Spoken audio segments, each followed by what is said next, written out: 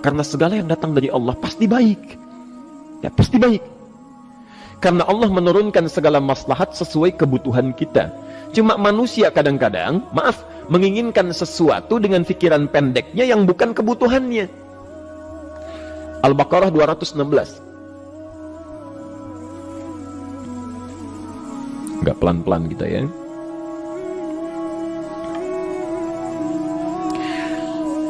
Bapak Ibu kalau diminta milih, pilih motor, pilih mobil. Apa? Pilih motor, pilih mobil. Kalau sebagai manusia biasa pilih motor, keterlaluan itu. Umumnya akan memilih mobil. Akan memilih mobil umumnya. Tapi kadang-kadang kita menginginkan sesuatu yang tinggi, menurut Allah itu bukan kebutuhan kamu. Kebutuhan kamu itu motor. Ya. Keperluan kamu motor. Kalau kamu punya mobil, sulit nantinya. Gangnya sempit, mesti bikin garasi, anggaran bertambah, dipikirin juga. Capek. Sudah, motor saja, terbebas dari banyak kemacetan. Mampu diurai, tidak banyak difikirkan. Pelan-pelan. Turun ayat, Kutiba alaikumul qitalu wa huwa kurhul lakum. Ya. Diwajibkan atas kalian berperang. Dulu orang diminta jihad gelisah. Ya. Gelisah. Nah, kalau ada perintah Allah yang melahirkan kegelisahan, ini maknanya. Ya, tidak harus dalam konteks jihad yang fisik. Ya. Jihad, melawan hawa nafsu kita. Jihad melawan pikiran kita. Jihad melawan prasangka buruk kita. Kadang-kadang ada keinginan kita yang kita inginkan menurut Allah itu belum baik untuk kita. Nah, sifat manusia ketika diberikan oleh Allah keputusan yang terbaik, kadang-kadang ada sifat dalam hatinya gejolak, belum bisa menerima. Ya. Ada gejolak di hatinya. Dalam keadaan demikian kata Quran, Kutiba alaikumul qital. Kalau anda merasakan sesuatu sedang ada gejolak di jiwa, sulit menerima ketetapan Allah, maka perangi perasaan-perasaan buruk itu. Wa huwa kurhul lakum, walaupun itu sulit. Walaupun itu sulit. Jangan berprasangka buruk dulu pada Allah. Ayat yang indahnya, perhatikan kalimatnya. Asa an takrahu syai'an fahuwa khairul lakum. Boleh jadi anda tidak menyukai sesuatu, di balik itu ada kebaikan-kebaikan besar yang Allah sedang rencanakan. Ya, karena pikiran kita pendek, maunya sekarang saja. Tapi subhanallah, Allah sangat panjang, tidak ada batasnya.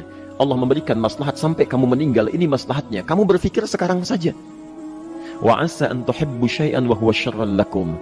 Sedangkan boleh jadi di balik yang kita sukai ada keburukan yang sedang menunggu kita di depan ini, kamu tidak tahu. Ya. Apa logikanya? Wallahu ya'lamu. Allah tahu masa depan yang akan terjadi menimpa kita, wa antum la ta'lamun. Sedangkan kalian tidak bisa membaca masa depan. Ya. Saya punya adik perempuan datang lalu meminta doa. Kak, saya ingin tes katanya. Ya, di salah satu bank. Kemudian sudah pada tahap akhir yang menurut hitung-hitungan manusia dan perkiraannya insya Allah lulus, karena tidak ada alasan apa-apa lagi untuk tidak meluluskan. Baik, bismillah kita berdoa. Tapi doa kita seperti dibimbing oleh Quran, tidak minta dunia saja. Ya. Jadi dunia baik, Al-Baqarah 201, Rabbana atina fid dunya wa fil akhirah. Ya.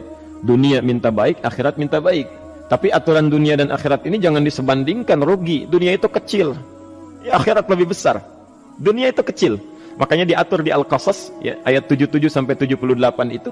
Aturannya wabtaghi fima atakallahu daral akhirah wa la tansa nasibaka minad dunya. Minta seluas-luasnya akhirat, tapi dunia jangan berlebihan. Ya. Sekedar mencukupi kebutuhan kita saja. Ya. Pakaian, Bapak Ibu sekalian, ya, kita beli pakaian sesuai kebutuhan saja, jangan berlebihan. Ya. Cukup ketika kita akan sholat, layak, indah dalam pandangan Allah. Ketika kita akan bermuamalah, bagus, tidak mengecewakan orang lain, sudah. Maka waktu selebihnya, ketika kita mencari sesuai kebutuhan, waktu selebihnya bisa digunakan untuk memperbanyak ibadah. Tidak banyak energi terbuang, uang juga terbuang, tenaga juga terbuang. Bayangkan kalau keinginannya macam-macam. Wah, ingin baju terbaru, ingin tasnya Hermes, mereknya dari Paris, sekarang juga mesti dibeli. Wah, uangnya sudah 400 juta keluar, tenaga mesti keluar, beli tiketnya macam-macam dan sebagainya. Habis waktu untuk mengejar dunia, ibadah tertinggalkan. Di rumusnya dunia itu secukupnya saja. Nah, yang paling menarik, kita doakan supaya Allah memberikan kebaikan dunia dan akhiratnya yang paling utama. Maka datanglah dengan lesu mengatakan, saya tidak lulus katanya. Kenapa? Saya bilang, saya tidak tahu, saya sudah berusaha. Tapi konon kabarnya, saingan saya adalah anak salah satu pejabat. Masya Allah. Saya bilang, kamu jangan bersedih. Kamu menginginkan sesuatu dengan pikiran pendek, Allah pasti memberikan yang terbaik yang tidak terlukiskan nanti. Subhanallah, pekan beberapa hari setelah itu, muncul berita, ternyata dia diterima di bank syariah. Ya, dia menginginkan sesuatu yang diinginkan, Allah menginginkan lebih dari apa yang dia harapkan. Dikasih bank syariah, di situ terjaga, meningkat keagamaannya, terjaga hijabnya, segalanya, dan disitulah kemudian diarahkan untuk menemukan jodohnya. Masya Allah. Dia berpikir saat itu Allah merencanakan masa depannya. Ya, jadi apa yang Allah sudah rencanakan pasti baik, Pak, Bu. Jadi tadi dari salat subuh yang pertama kali ingin disampaikan adalah, coba dilihat sampai subuh ini, adakah aturan Allah dan Rasulnya yang sampai subuh ini pernah kita langgar, pernah kita ragukan? Barangkali itu yang membuat kehidupan kita sulit. Ya. Allah, Rasul membuat aturan.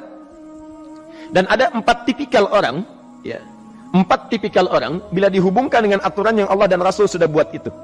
1, ada yang ikut aturan.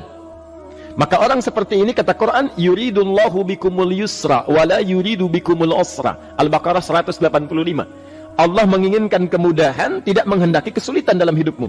Ya. Maka dibuat aturan, yang ikut aturan Allah pasti mudah hidupnya. Ya, pasti mudah hidupnya. Ya. Rizkinya mudah, hidupnya mudah, nyaman, enak. Ya. 1, ada yang ikut aturan. Yang kedua, ada yang keluar aturan. Ya. Ini pasti repot. Pasti repot. Di awal-awal seperti menyenangkan, ujung-ujungnya repot. Allah bilang, jujur, jangan berdusta. Kalau dusta celaka. Wailul lil mukadzibin. Celaka bagi para pendusta. Dia keluar aturan, dia berdusta. Awal-awal memang nikmat. Besok. Ya. Pak, ini amplop siapa ya? Ya.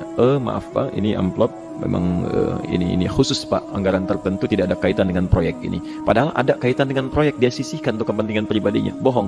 Saat itu merasakan enak dapat tambahan, besok-besok dikejar-kejar sama aparat kepolisian. Ya. Celaka. Wail, itu sudah keluar aturan, pasti celaka. Ya. Subhanallah. Jadi ada orang kedua keluar aturan. Yang ketiga bikin aturan sendiri. Dikasih aturan, dia bikin aturan sendiri. Subhanallah. Kalau sakit, dibuat ketentuan. Sakit pertama, kalau biasa-biasa saja, ya, subhanallah, ikhtiarnya pergi ke dokter. Seorang sahabat datang kepada Rasulullah, ya Rasulullah, saya sakit, tolong doakan saya. Kata Nabi, idhab ila tabib, pergi ke dokter. Ini orang pintar sekali. Kata orang ini, ya Rasulullah, Anda kan Nabi Rasul, angkat tangan Anda, Allah kan maha menyembuhkan, nanti Allah sembuhkan saya. Cerdas ya? Tapi subhanallah, Nabi harus lebih cerdas, dapat bimbingan dari wahyu. Pergilah ke dokter, karena kesembuhan yang telah Allah tetapkan dititipkan di tangan para dokter. Masya Allah, pergi ke dokter. Ya. Itu rumus pertama. Nanti kalau dokter sudah pada hand up, ya, angkat tangan, tidak mampu menyembuhkan, itu tandanya Allah ingin langsung menyembuhkan tanpa turut campur makhluk yang ada. Maka kaidahnya akan berubah nanti, ya, dari kaidah biasa kepada kaidah Al-Anbiya ayat 83 sampai 84. Itu aturan yang menyembuhkan langsung dari Allah Subhanahu wa taala. Tapi kalau Anda sakit, perginya ke dokter. Ya. Cuma ada manusia bikin aturan sendiri. Sakit, pergi ke dukun. Ya. Dukun nggak bisa, pergi ke paranormal. Dirinya pun sudah nggak normal. Makanya disebut paranormal, karena nggak normal. Ya. Tapi didatangi juga gitu, bikin aturan sendiri. Karena itu jadi lebih sulit hidupnya. Ya. Doa, minta pada Allah, kan sederhana. Ya. Doa, nggak bayar, nggak ada macam-macam, Masya Allah, gampang sebetulnya. Ada kekeringan, sekarang kan banyak kekeringan ya. Banyak kekeringan. Dikasih rumus, subhanallah, dikasih rumus yang tidak perlu pakai biaya. Meluangkan waktu, itu pun berpahala juga. Dunianya dapat, akhiratnya melimpah. Ya. Dikasihlah salat istisqa. Masya Allah, tinggal minta, memohon kepada Allah. Salat, mengangkat tangan, mohon pada Allah. Subhanallah. Manusia tidak bikin aturan sendiri. Digarami saja. Orang garamin sayur, dia garamin awan. Cari biaya miliaran, terbang pakai pesawat.